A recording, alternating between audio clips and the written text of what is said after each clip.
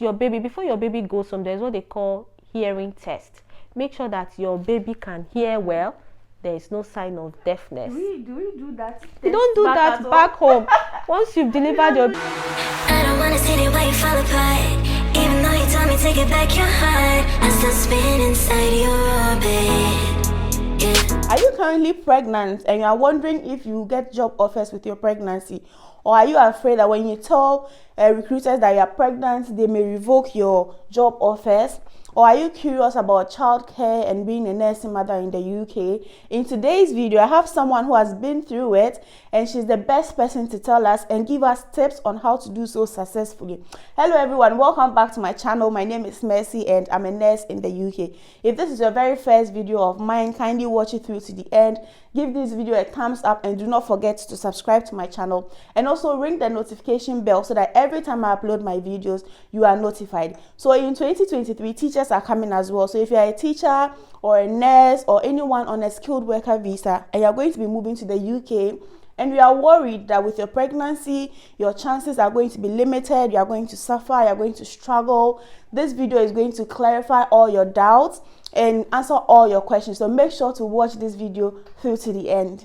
Before, I have someone special on my channel today. She is a nursing mother. In fact, she has 3 lovely children, and she'll be the best person to tell us, give us tips for those of us who plan on getting pregnant before coming to the UK, or if you're already in UK and you're planning to get pregnant. She'll be the best person to give you tips and all of that. So I'll let her introduce herself. You're welcome to the channel. Thank you. So can you tell us a bit about yourself? Yes, hello everyone. So my name is Pauline and I work with the NHS. I'm currently a nursing mother. Nice to be here.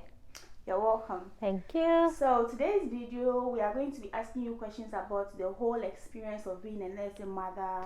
And guys, she got pregnant here in the UK. She had her babies in Nigeria and over here as well. She got pregnant, so she'll be the best person, honestly, because she's got experiences from both back home and in the UK. So my very first question is, when you get an interview and you are pregnant, should you tell them that, oh, I'm pregnant, or maybe I'll be coming to UK pregnant, or like, do you have to tell your interviewers that you are pregnant? Yes, there's a saying that you don't count your eggs until they hatch. So my take is just hold on, get the job first. Once you get the job, if possible, when you get there, the best thing to do is inform your line manager, I'm pregnant, I'm so and so weeks pregnant, and start the job. Truth be told, we're strong women, and I don't think you should throw away opportunities based on just the fact that you're pregnant. The pregnancy is just for a short period of time, just for 9 months, and life continues. So you might not get that opportunity easily again. And with the red list thing coming up here and there, it's getting difficult to get a job with the NHS. So I think take the job first. The good thing is different from back home. Here, they do not criticize or discriminate pregnant women. In fact, you're treated very well. I think it's even against like the law. It's against the law to discriminate. Yes, and you can't even be denied a job. Even if you tell them, they will not deny you the job. Yes, it might affect them because of course they think of you going on maternity leave. But the good thing is they are in a system whereby they even have a cover. There's what they call secondment. So there's someone that they could put up your opening up for someone else that will cover you for 6 months period. They ask you, okay, how long do you want to do your maternity leave? For 6 months, they put up an opening for 6 months. Somebody covers that 6 months, works on your behalf for that 6 months. So you have nothing to worry about. So I think, yes, just calm down first. Don't, throw away the opportunity. Yeah. Also, for those people with partners back at home, do you think it's advisable to come the very first time, especially when they are pregnant? Do you think it's advisable to come with their partners, or would you rather advise that they come first and their partners can come later, if it's possible? Yeah, to me, I think it's a good question and quite an interesting question. If you weren't pregnant, I would say, okay, come first. Enjoy the 3 months accommodation the NHS gives you, or care home, or wherever you work. I think for international nurses, they give you free accommodation for some time, for a month or so, before you settled. If you weren't pregnant, yes, I tell you, hold on with your partner or your children back home. Come here, settle, get to know the terrain, get a house, affordable house, save a little bit so that when they come, life is easy. But if you are pregnant, I will say come with your partner. Reason why I say come with your partner is that your partner, you at that period you're pregnant, especially because you're pregnant, you might not be entitled to full pay and all that. If your partner comes with you early enough, your partner settles, looks for a job, starts working, you understand? And if it's within 6 months, your partner can also enjoy paternity pay, paternity leave. So you enjoy those benefits. So it's best your partner comes in with you to try and settle down early enough before you start your maternity leave, so that your partner can support you when you are on leave. All right. So another question I'd like to ask is, with the maternity leave, is it, what time can you take it? Can you take it right immediately you get to the UK, you are pregnant, just tell your manager, oh, I'm pregnant, then they give you a maternity leave? Or what are the criteria involved before you can take your maternity leave? And also, like, what happens to your annual leave? Are you entitled to either maternity leave or annual leave, or you're entitled to both? For maternity leave and annual leave, you're entitled to both. In fact, even if you come today and you deliver tomorrow, you're entitled to maternity leave. All right. The only thing is you take the leave and you will not get paid. So first thing first is that you have to have worked with your employer for at least at most 6 months. Okay, you have to work with them for 6 months. So let's say you come in while you're 2 months pregnant, 1 month pregnant. Yes, it's still good. You come in and then you have time to work, so you get your pay. Or you're 3 months pregnant, because here 40 weeks is your time for, you know, your full term for the baby to come. So except if the baby comes early. But if you're 1 month pregnant, 2 months pregnant, yes, come, you're going to get paid. Okay, so first thing first is once you're about 18 weeks, okay, 18 weeks to 25 weeks pregnant, that 8 weeks in between, it's good you work very well that period. So make sure that you work, you take night shift, you work. That 8 weeks period is what they're going to use to calculate your maternity pay. So that period is very important. If you work very well that period, they'll gather it up, your contribution to NI and everything. That's what they're going to use to pay you. So target that from 18 weeks pregnant to 25 weeks pregnant. Take it and enjoy it for your maternity pay. Okay, then once you're 20 weeks pregnant, there's what you expect your Mat B1 form. So already remember, you have to inform your line manager you're pregnant so that they can work together with you. So 18 weeks pregnant, you call them, they're midwives. You have to let them, you inform them that you need your Mat B1 form. So they prepare it. As soon as it's ready, you collect it from them, take it to your line manager, and then they have to scan it to the HR and to the payroll, because that is what they're going to use to pay you.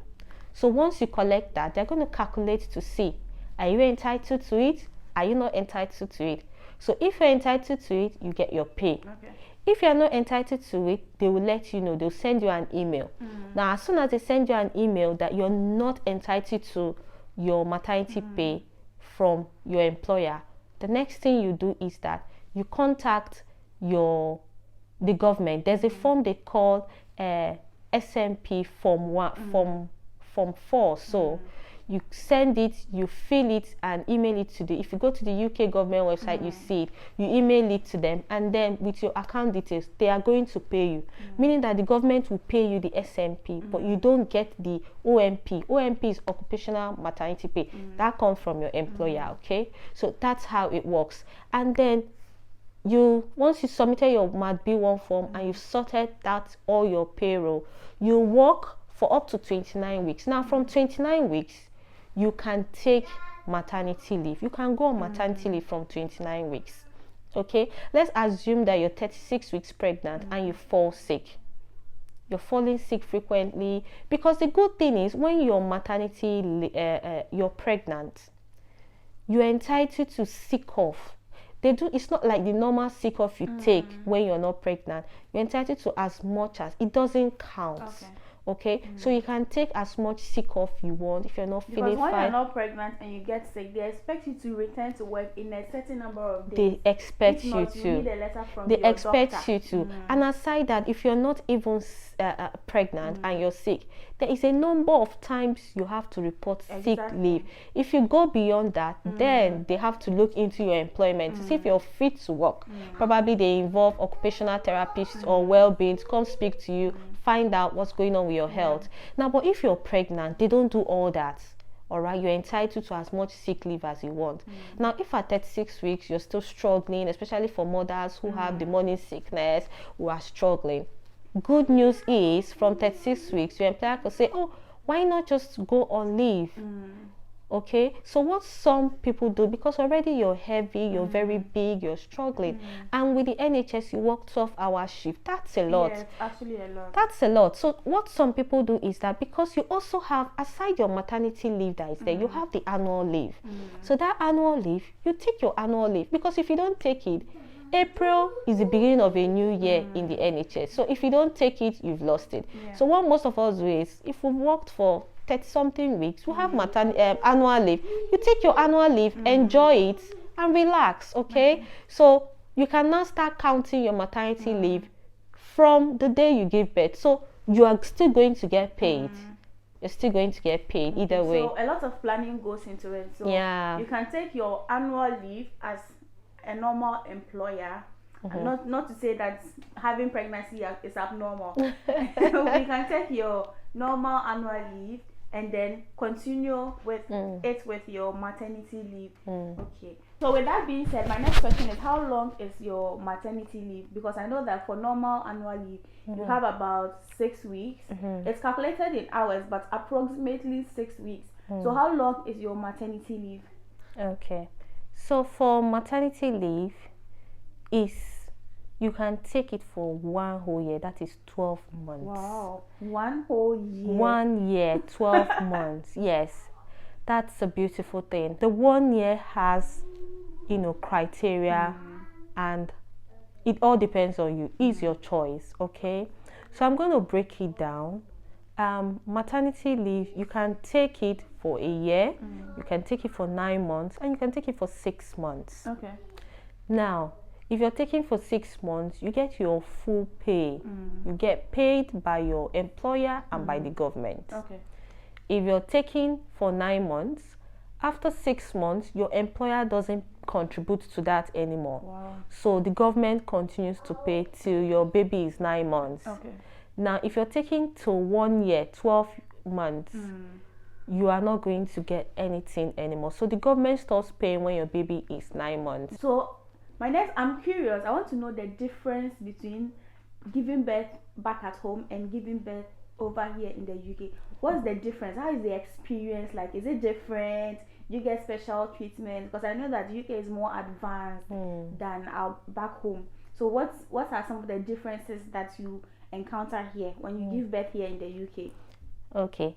In fact, I will start from when you start going for antenatal. The difference is clear. They go in depth to make sure mother and baby is fine. They have the technology know-how to check your baby's well-being, your baby's development from the number of weeks to see what they are supposed to have achieved by now. So in the UK, you start your maternity antenatal classes and all that from when you're 3 months. So they assign you. You do classes? Yeah, they assign you a midwife. So as an individual, you have your private midwife. Wow. You can send that text message, she will reply you. She can come visit you at home to check on you. Nice. She makes appointment with you. So it's so less stressful. Unlike back home, you come as a group, you pay, and then the good thing is you don't pay a dime. Everything is free. Wow. Your antenatal, your beds, giving birth, everything is free. You don't pay a dime. So that's the difference back home, because you already pay, the NI they collect from your salary each month pays for all these things for you. So everything is free. Your medications, there's what they call maternity exemption. Okay, they give you maternity exemption certificate. So even drugs, if you're not feeling fine, you don't pay for drugs. Wow. You don't pay for anything, even for your baby. Everything is free. Wow. You have a consultant that will be assigned to you. They check you. They do everything for you. It's amazing. There's also an app.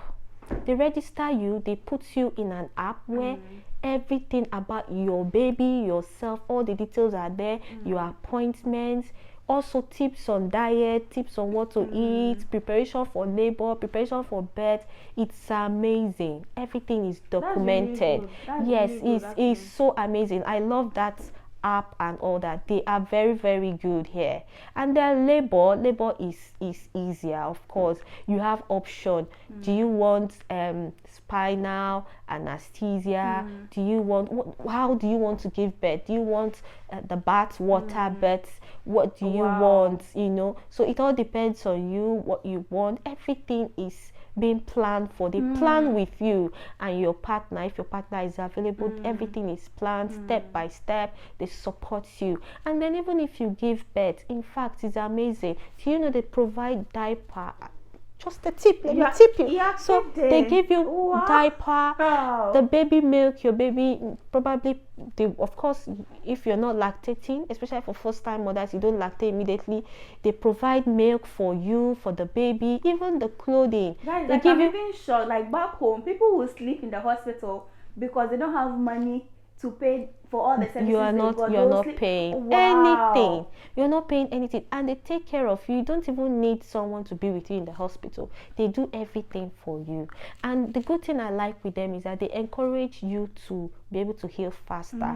For instance, if you had a surgery, immediately they start encouraging you to start mobilizing. They remove the catheter. They are just so supportive, and they are amazing. So now my next question is, post delivery, what are the services they deliver? Do you just get up from the hospital bed, come home and start managing the baby by yourself, or do they have like postnatal care that we don't have back at home? So the moment you've delivered your baby, they're happy for you to go home. They'll give you some education. Of course, the midwives will educate you, prepare you, because there's one thing you have to do for the baby, which is to register the baby. So you have to make sure that they take you or advise you where you have to do that. You have to register the birth of the child. So once you do that, you come home. Now, if your child is a male, most of us from back home, we do circumcise. It's a rare thing around here. So they do it, but you have to book and you have to pay for the appointment. But it's not a common thing. So do not do. yeah. So once you've done that, you're back home. The first thing you get is the head visitors. Head visitors will come and the midwives will come. So health visitors, their job is basically to take care of your baby, look after your baby, make sure they are developing appropriately. And the midwives, their own is to make sure that you yourself, postnatal care, that's their job. Okay, so they do all that. It's quite amazing how they have to visit each person's home. So for the head visitors, they come in, they make sure that baby is doing well. They look at how you're breastfeeding. Is baby breastfeeding well? Is baby developing well? So they weigh every 2 weeks. They come home to weigh the baby. And also there are certain things you have to make sure that you have at home. You have to prepare things like the cots, baby's cots. It's very important. In fact, before you leave the hospital, if you don't have a car seat, they will not discharge you. So whether you have a car or you don't have a car, their concern is the baby is safe and is safe to go back home and get home safely. So if you're using a taxi to go back home, it has to be in a car seat. So when you're going to the hospital to deliver, you have to hold the baby's car seat. It's part of your delivery items. Yes, so you take that. So the health visitor makes sure that the cot is there. They'll look at the cot. Is it safe for the baby? How you position your baby, making sure that they prevent sudden death syndrome. The one that you lay your baby on their stomach is a no-no here. So they make sure that the baby is safe at home. They teach you certain things. If the baby has siblings, how you can make sure that the baby is safe around the siblings. So they monitor all that. They also provide you with a red book. There's something they call a red book. It's a very important book. That book contains a lot of information. So once your baby, before your baby goes home, there's what they call hearing test. Make sure that your baby can hear well. There is no sign of deafness. Do we do that? You don't do that back home. Once you've delivered your baby, you go home. It's later on you start discovering things. But here they do total assessment from head to toe. Wow. Also, another thing is they also scan echo. They do an echo for the baby before the baby is discharged. So they do a lot of things to make sure that this baby is going home and is safe with you. All right, so they do all that. Do they also like give vaccinations in the hospital as well? Do they come home when you come home? So yes, and another difference is because here they don't really have tuberculosis and all that. They've eradicated that here. So it's not really for babies born in the UK. They don't give them BCG. All right, but in Africa, you know, even while you're in the hospital, they quickly come and give BCG because they know that it's a risk for the baby. But here, you as a parent have to accept, oh, I'm an African parent and I want to travel home with my baby and I would like my baby to have a BCG. So once you've made that agreement with them, they will now send an email to you inviting you on so and so place to get it. So it's not really common. You have to travel quite some distances or to another county to get vaccinated with the BCG. But the other vaccinations, you get it regularly with your GP. A GP is general practice here, or your doctor. So you go for your appointment, get your vaccine. So the red book is used to document all those things, the hearing test, the echo, the weight. So when your head visitor comes, they document, okay, baby is this length. They check if the baby is growing taller or not and all that. So that's what they do. They assess every 2 weeks. Your midwife will come, do the postnatal check, make sure you're doing well, there's no complications happening. Okay, so really it's amazing. That's really good. And also I think that for what you said, I feel like you need to have a bit amount of money to go through the delivery, because how would you buy baby cots? How would you buy because your baby is not allowed to sleep on the bed. Because of the certain protocols. The baby is not allowed to sleep on the bed. The baby has to sleep on a safe cot. All right, so yes, you have to at least back at home, when you give birth, can even leave the baby by your side. Exactly. Sleeping the baby exactly. But because of certain strict principles here, you need to have a certain amount of money. Wow, that's really good. Yes, you need to prepare for births and all that. So good thing is these things are affordable. I'm not discouraging anybody. It's quite affordable. We've got Facebook Market. You can get fairly used items to make life easy for you. Even in fairly used, some of them are still brand new. They've never been used. One thing I noticed about Facebook Marketplace here. The items that they sell, you are fairly used but like new. Once you've given birth, postnatal and everything, how do you now resume work? How do you resume work? Because I know that after you sat home for a very long time, you may have forgotten even how to pass catheter, how to give medication. So now, what's the process to resumption of work? Is there any help they'll give you? Or you just go and walk around and then begin to learn the work again? Yes. So once you've decided that this is where you're resuming, so like 28 days before you resume, you have to send an email to your HR and to your payroll through your line manager. They're going to email them to say this is your resumption day. You have to do that so that your payment can return back to normal payment. So once you've done that, they'll acknowledge the email and then accept your date of resumption. Now the good thing is that there's support here in the UK, especially in the NHS. You don't have to worry about if you can remember anything or not. As long as you're expressive to say, oh, please, I need help with this, I can't remember, they're happy to help you. And they will tease you and make you feel so comfortable with that you're not alone. You know, everyone passes through this phase. So there's no fear about if you've forgotten or not. They understand. And then sometimes they assign you to a bay or a unit that is a bit not too stressful. They understand. They also understand that you have to express baby milk. So there's so many opportunities. One thing I like, you know, they're very supportive here. Very supportive. You have a place to go and express your baby's milk and keep in the fridge, you know, so you don't have any cause for concern at all about resumption. And you know, you're able to adapt within a week, you're able to adapt to normal practice and you remember a lot of things. I also want to ask, with childcare, let's say that you didn't even come with your partner, maybe you came alone, or maybe you don't have a partner yet, but you've given birth. Is there a way of getting help with childcare, especially if you're in a strange land, you don't have any family or friends, nobody will agree to look after your baby for you whilst you are going to work? Is there help with childcare over here in the UK, and is it expensive? Yes, actually there is no help. Wow. There is no help. You have to pay for it, and it's very, very expensive. It's almost the hour you earn. Just like you earn per hour, the childminder also wants to earn per hour. So except you have someone who is ready to, maybe the lady or the person has a home where he or she helps, understands, maybe an African or someone like us helps you and then minimizes the amount you pay per hour. But what most people do is that if once you're about to resume, you can apply for a family or friends visa to come in and support you. So they can have like a 6-month visa, stay within that period, and then when the baby is almost a year, they can go, which is of course very helpful. And the baby must have grown a bit and a bit independent. When you give birth, especially as you are still finding your feet in this system, no much money and all that, can you give us like certain tips that we may need or may use when we give birth, so that something like baby formula, baby clothes, like are they expensive? Like how much you spend monthly, will it raise so high? Will it be difficult to look after your baby?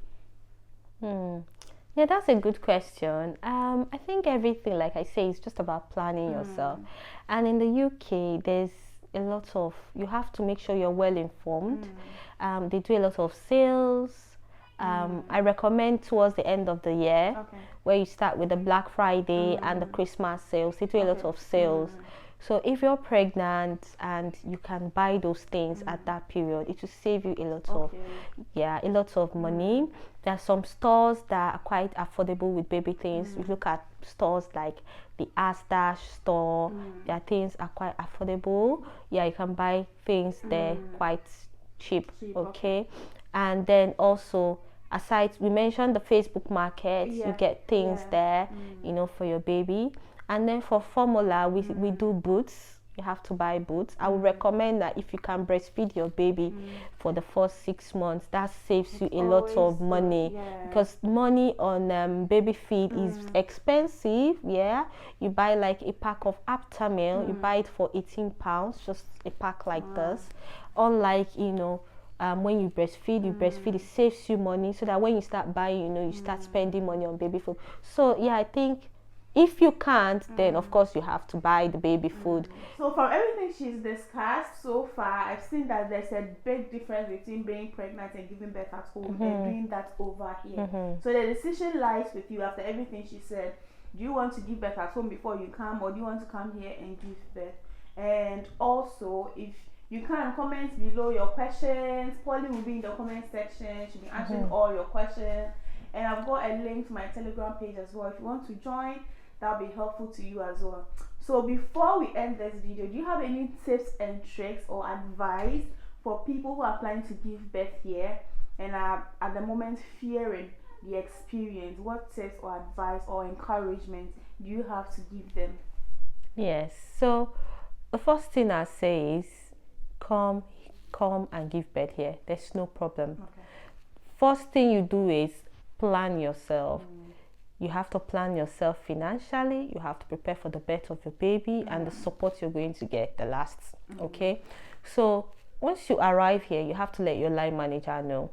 Okay, that's quite important because you need every support you can get.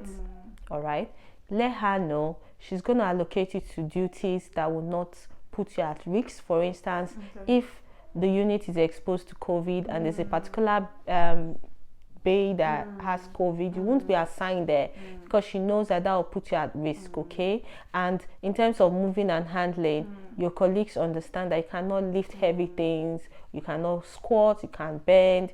So all those things will give you the necessary support In fact, that that's you very need. important, because back at home when you're pregnant, you want to hide it because you don't want people to use Yeah. bad eye to look at your pregnancy. But over here, You please have to tell your talk, line you have to manager, open up. Yes, you have to open up. Very, very important. Yeah. And then you register for your antenatal care. You make sure you're free, ask every questions you need.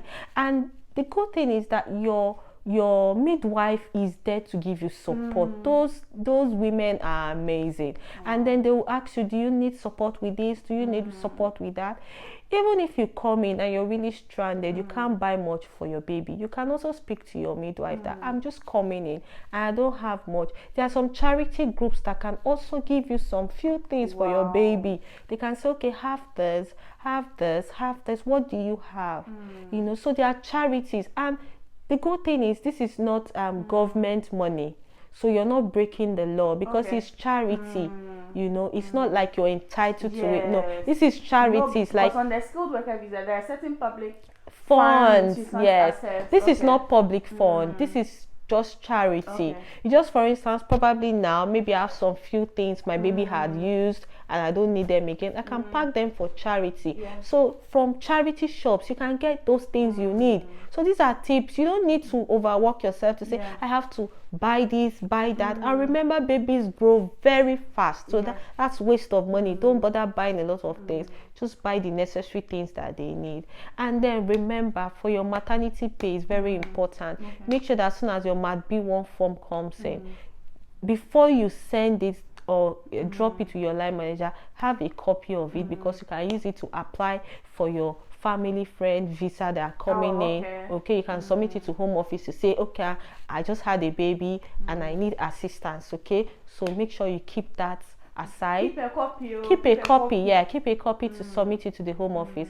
Then also remember that you have to just speak out, ask questions. Feel free to ask questions, don't hide anything. Anywhere you need support, feel free. You know, they will be there to support you. Okay, and even in resumption, if you want to resume, you can also adjust your hours. Let's say you're resuming back from your maternity leave, you can speak to your line manager. Can I work 8 hours Monday to Friday? So you have time to go back home. Okay, if somebody they give you flexibility with your work hours, so you have flexible working times, which will really be very helpful. Remember, if you want to shop for your baby, there are some sites you go that you pay little by little, or you wait for sales. Like right now there's mad sales happening. Christmas is even better than Black Friday. During festive period, before the year comes down, they want everything. You see some shops are closing down. Look out for shops that say everything must go. Just come in and pick baby items. You pick as much as you want. So yeah, those are the few tips I have, and I wish you all the best. Thank you so much for coming onto the channel. And me personally, I've learned a lot because I'm someone who is afraid to get pregnant in a way because of the support I fear you may not even get. But from everything she's described, you realize that the system is very supportive for pregnant women. So don't be afraid to get pregnant. You can get pregnant and come here, or you can come here and get pregnant. There is support available for you. Thank you so very much for coming to the channel, Pauline. And like I said, she'll be in the comment section answering your questions. So if she has missed something or have further questions on maybe something she has said, kindly comment below and ask your questions. And like I said, do not forget to subscribe to the channel. If you're a midwife, you're a nurse, you're a teacher, all these things apply to you as well. Feel free to join the family. Thank you so very much for watching, and I'll see you in my next video. Bye. Yay! Mercy, you're trying.